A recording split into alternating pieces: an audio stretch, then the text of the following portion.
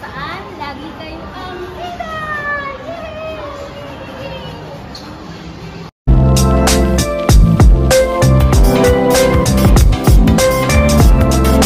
Guys, so for today's video, gagawa tayo ng milk bread. Milk bread. So, ayan guys, ito yung aking gagawin. So, for the first time, gagamit ako ng active yeast. Usually, yung ginagamit ko guys is instant. So, yung instant, imimix mo lang directly into the flour. Pero yung active yeast, so kailangan mo siyang i-activate mo muna. So, ito yung gagawin natin guys.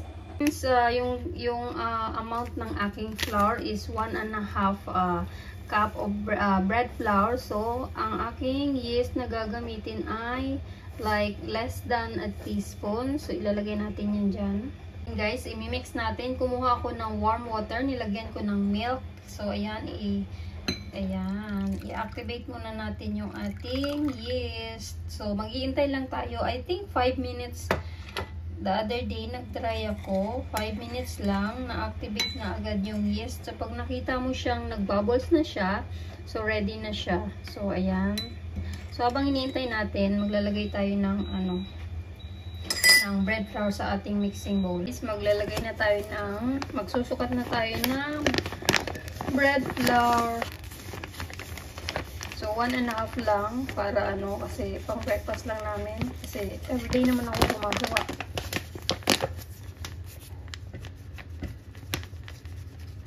So, bagal. Ayaw ko lakihan yung butas para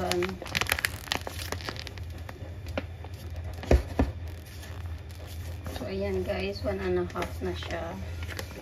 I think more than. So, 1.5. So, ilalagay natin dito.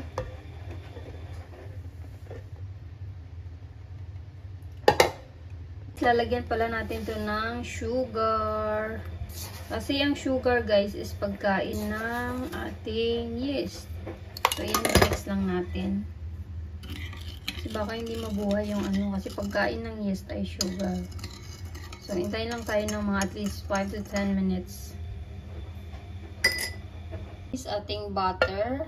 Ayan, dagdagan natin ng konti. Plus, dagdag tayo ng sugar.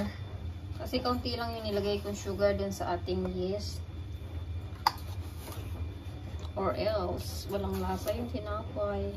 Kunti lang yan guys. Akala mo maki. Kasi maliit lang tong aking sukatan. No? Diba?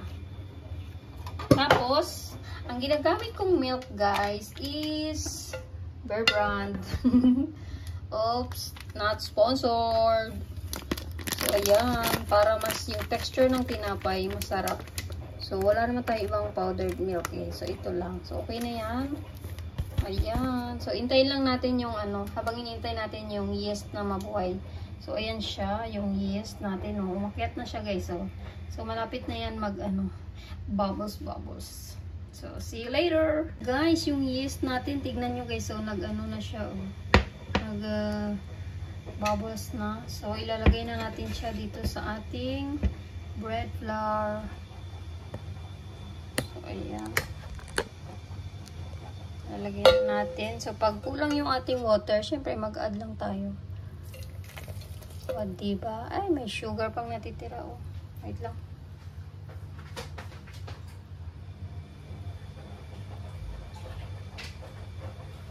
So, additional tayo ng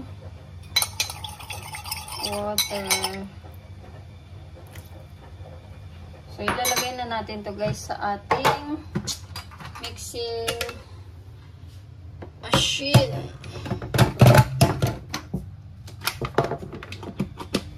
So, ayan guys. Ay, naka-off.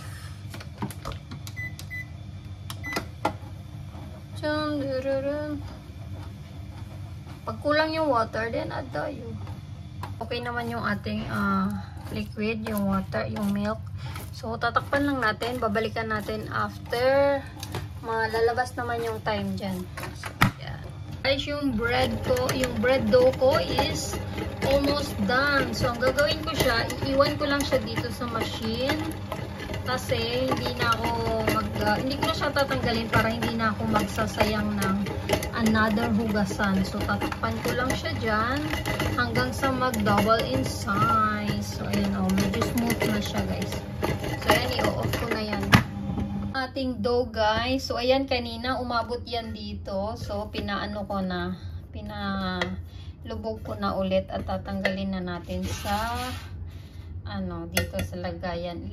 Ililipat natin sa dito at gagawin na nating chinape. Is naglagay ako ng kaunting flour para lang hindi dumikit yung ating. So pag ganito yung texture ng ating dough, which is maganda ang tinapay, super duper lambot. 'Di ba? Ayan guys, so hindi siya dumidikit sa So ihatiin natin into 6 part. Ayan. So, ang gagawin muna natin ay i-ano muna para mas lalong hindi dumikit kasi ayan o, didikit siya dyan kapag So, kailangan i-round up muna natin. I-round up! So, ayan. Bilugin muna natin bago natin divide into 6 pieces. So, ayan. So, i-divide natin into 6 pieces. Or 5 nga lang siguro, no? But anyway, ano ba? Sige, 5 na lang, 5. So, kukuha muna ako ng maliit. Tapos, ayan, pagsama ko, and then, i-divide ko to into 4. Kasi usually, ang 6, divide ko sa 6 kapag 2 cups of bread flour ang gamit ko. So, ayan guys, napakasimple lang. Kasi, ayan, basta ganito, alam ko na yung texture ng tinapay na malambot. So, ilalagay natin dito sa ating parchment paper. Wait lang, ayusin natin. So, ayan. So, ayan, diba guys? Oh.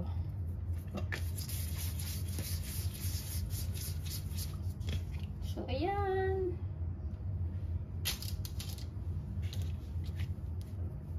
Kasi after nito, maliligo at magluluto na tayo ng soup.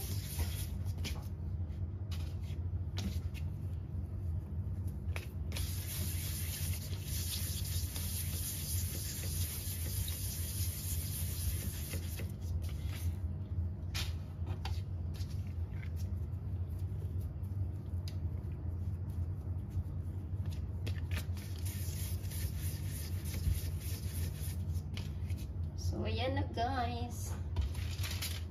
So, ayan na guys ang ating tinapay. So, i-cover lang natin